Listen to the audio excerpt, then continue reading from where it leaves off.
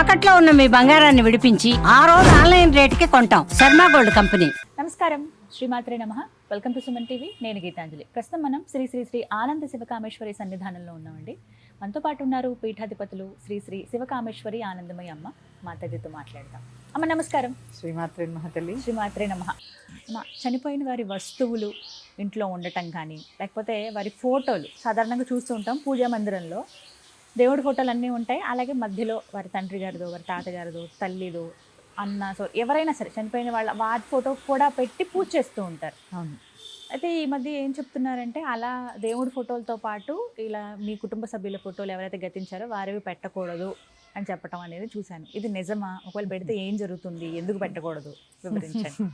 యాదేవి సర్వభూతేషు స్మృతి రూపేణ సంస్థిత. నమస్తశ్యై నమస్తశ్యై నమస్తశ్యై నమో నమః. స్మృతి, గుర్తు.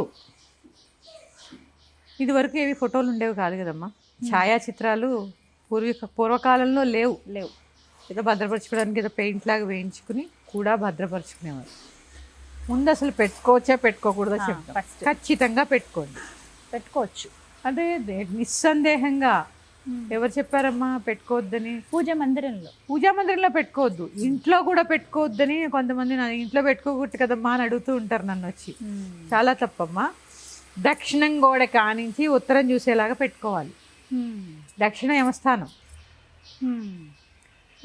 కాబట్టి ఆల్రెడీ ఆ స్థానానికి వెళ్ళిపోయారు వాళ్ళు. దక్షిణం పితృదేవత స్థానం కాబట్టి వెళ్ళిపోయారు.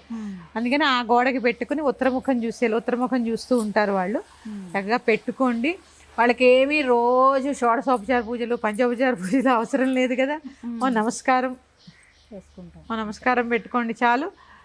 ఇంక ఎలాగ వాళ్ళ తిథి వచ్చినప్పుడు ఎలాగ బొట్టు పెడతారు, దండేస్తారు, అదంతా వేరే. ఫోటో పెట్టుకోవడంలో ఎటువంటి అభ్యంతరం లేదు, కానీ పూజ గదిలో మాత్రం పెట్టకూడదు. అది దేవతాస్థానము. పితృదేవతలు కానీ వీరు కూడా పితృదేవతలు, వారు దేవతలు. ఆ దేవతల మధ్యలో పితృదేవతలు అవసరం లేదు. చక్కగా బయట పెట్టుకోండి, రోజు నమస్కారం చేసుకోండి. పెట్టుకోవడం అనేది అవసరం. ఎందుకంటే మీ పిల్లలకి వీరు మా నాన్నగారు అని. ఇప్పుడు నా మనవలు ఉన్నారమ్మా, నా మనవలకి మా నాన్నగారు లేరు. చూపించాలంటే ఎలా చూపించాలి? ఫోటోలోనే కదా. మన పూర్వీకుల గురించి వాళ్ళకి తెలియాలా వద్దా? అంతే. అందుకని ఖచ్చితంగా ఫోటో పెట్టుకోండి. వాళ్ళు ఎవరు ఏంటి అనేది ఆ పిల్లలకి అవగాహన రావాలి. మీరు ఎప్పుడైతే మీ తండ్రి గారి ఫోటోకి నమస్కారం చేసుకుంటారో మీ పిల్లలు వాళ్ళ నాన్నకి నమస్కారం చేయడం నేర్చుకుంటారు. ప్రతిరోజు నమస్కారం చేసుకోండి. ఇందాక అదే చెప్పాను, పితృదోషాలు ఎలా పోవాలి. ప్రతిరోజు నమస్కారం చేసుకోండి, చాలా సంతోషపడతారు తల్లిదండ్రులు. చూడండి, తల్లిదండ్రులు దండం పెట్టినారు, ఈ వంగక నాన్న రోజు ఏం పెడతావు అంటారు తల్లులు. అంటే వాళ్ళ ప్రేమ అలాంటిదో. నమస్కారం పెడితే కరిగిపోతారు. నేను ఈ ఫోటోలు ఖచ్చితంగా పెట్టుకోవచ్చు నిస్సందేహంగా. ఇక ఇంకా ఉన్నాయమ్మా, మీరు ఫోటోలు అడిగారు. వస్త్రాలు చాలా వరకు ఇవే సందేహాలు. వాళ్ళు వాడిన వస్తువులు ఏవైతే ఉంటాయో అవి మళ్ళీ వాడొచ్చా? అందులో వస్త్రాలు సరే చెప్పండి. నిస్సందేహంగా వాడుకోండి. మీకు చాలా బట్టలు ఉన్నాయి, చక్కగా దానం చేయండి.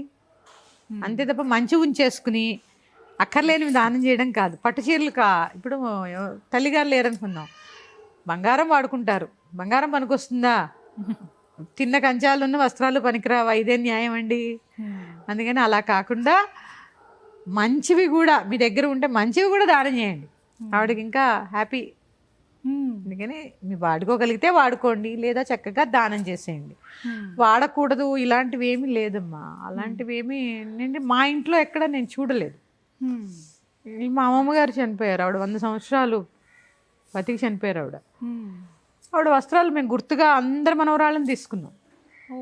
అంటే చెప్తున్నాను మీకు. ఇంకా చెప్పనమ్మా, చంటి పిల్లలకి ఉయ్యాలు వేస్తారు తెలుసు కదా. ఆ పెద్దవాళ్ళు పట్టుచీరలే వేసేవారు పూర్వం. అమ్మమ్మలవి, నానమ్మలవి అట్లా దాచుకొని జగ్గ మీ ఇలా వేసుకుంటే వాళ్ళ యొక్క ఆశీర్వాదం కూడా దొరుకుతుంది కదమ్మా.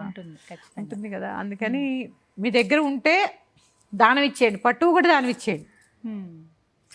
లేదా చిరిగిపోయినవి, ఎందుకు పనికిరానివి మాత్రం ఎప్పుడు దానం ఇవ్వకూడదండి. అలాంటి దానాలు అసలు మంచివి కూడా కాదు. ఇస్తే కట్టుకునేవి ఇవ్వండి, లేకపోతే మానేయండి. అవి కూడా మీరే ఉంచుకోండి. ఆ చింకులు కూడా. గట్టి వస్తువులు ఎప్పుడు దానం ఇవ్వాలి. ఎందుకంటే మీరు దానం ఇచ్చిన తర్వాత వాళ్ళు ఉపయోగించుకోవాలి కదా. అది ఇంపార్టెంట్. దానం ఎందుకు ఇస్తున్నాం? మీరు ఇచ్చింది వాళ్ళు పుచ్చుకొని ఉపయోగించుకోవాలి. అందుకే బ్రాహ్మణులకు స్వయం పాకం ఇచ్చినా కూడా సమృద్ధిగా ఇవ్వండి. ఇన్ని అవసరమైనవేవో బియ్యం, అవి ఇవ్వాలి. ఇన్ని పెసరపప్పు, ఇంటి నూనె, ఏంటమ్మా ఇదంతా 1 కేజీ ప్యాకెట్ కొనియండి, ఏమైపోతుంది? ఏం కాదు. కానీ ఎప్పుడో ఒకసారే కదా అంతే, చేసేది కూడా ఇవన్నీ. చేతి నిండా దానం చేయండి అమ్మా. చేతులు ఉన్నది ఎందుకు? ఒక్కొక్క ఆభరణాలు ఏంటి తెలుసా? మనం అనుకుంటాం చేతికి బంగారు గాజులు, మెడలో ఏమో హారాలు, కాదు కదా. నోటికి వాక్కు ఆభరణం, అదే అసలైన కంటికి చూపు ఆభరణం, చెవులకి వినడం ఆభరణం. ఇవి కాదు, మంచి వినడం ఆభరణం. చేతులకి ఏంటో తెలుసా ఆభరణం? దానం ఆభరణం. నేను దానం చేయండి, నిస్సందేహంగా చేయండి, ఎలాంటి అనుమానాలు అక్కర్లేదు. ఫోటోలు ఖచ్చితంగా పెట్టుకోవచ్చు, దానికి ఏమి నిత్య ధూప దీపారాధనలు అవసరం లేదు. ఫోటో పెట్టుకుని మీ పిల్లలకు చెప్పండి, వీళ్ళు మీ అమ్మమ్మనో మీ తాతనో లేకపోతే మీ నానమ్మనో ఏదో ఒకటి ఆ ఫోటో పెట్టుకోండి. ఊళ్ళో అందరికీ పెట్టుకోవాల్సిన పని లేదండోయ్. పూర్వీకులు అందరూ పోయినారండి, మరి ఇల్లంతా ఫోటోలు చేసుకోవాలా అని అడిగారు అనుకోండి, వాళ్ళందరివి ఒక ఫోటోలో చేర్చి చిన్న ఫోటో కట్టించుకోండి. తల్లిది తండ్రిది ముఖ్యమండి, అమ్మా నాన్నల ఫోటోలు ముఖ్యం. ఇక మీ పెద్ద తాతలు, చిన్న తాతలు, మీ తాతలు అందరినీ ఫోటోలో చేర్చి ఇంత ఫోటో చేర్చుకోండి. వస్తున్నాయిగా ఇప్పుడు, అని ఏదో అంటారమ్మా కొలాజ్, ఆ కొలాజ్ చేసి పెట్టుకోండి చాలు. దక్షిణం గోడ కానుకునేలాగా చనిపోయిన వారి ఫోటోలు ఉండాలి ఎప్పుడూ కూడా, ఉత్తరం వైపున ఉండకూడదు. ఉత్తరం ఉండదు, అది నియమం. తప్పకుండా పెట్టుకోవచ్చు నిస్సందేహంగా. మరి యొక్క అంశంతో మీ ముందుకు వస్తాను. శ్రీమాత్రే నమః. స్వస్తి.